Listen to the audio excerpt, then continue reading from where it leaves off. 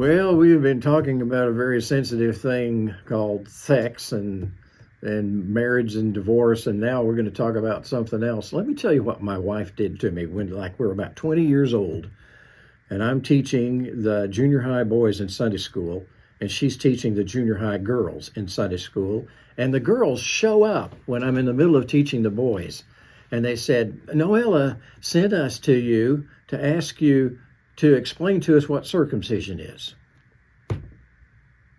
I said, "Noella knows what circumcision is. She's just trying to embarrass me. You go back to her and let her tell you what circumcision is." But anyway, Jews believed that you had to be circumcised to be one of the people of God. And there were Jews that were going around to all of the different Gentile churches, and they were saying, not only faith in Jesus Christ, but you also have to be circumcised to be one of God's people. And so in the letter that the Corinthians sent to Paul, they said, do we have to do that? And here's what the Apostle Paul says. Was any man called when he was already circumcised? He's not to become uncircumcised, and you can do that, but I am not going to explain that. Then he says, has anybody been called in uncircumcision? He's not to be circumcised. Circumcision is nothing, and uncircumcision is nothing, but what matters is the keeping of the commandments of God. Each man must remain in that condition to which he was called to salvation in Jesus Christ.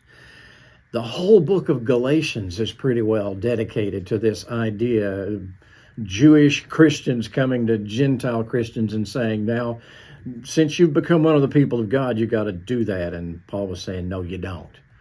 I love what he said in Galatians 5:6. Neither is circumcision anything or uncircumcision, but faith working through love. That's basically Christianity. By faith, you accept Jesus Christ into your heart. One word that describes the Lord Jesus Christ, his Spirit, is the word love. And so the Spirit of God invades your life and becomes a part of you and never leaves. And the more you learn how to submit to the control of the Lordship of Jesus Christ, the more the love of Christ is going to pour through you. And you know what? You're not going to have any problems behaving yourself if you love God with all your heart and you love your neighbor as yourself.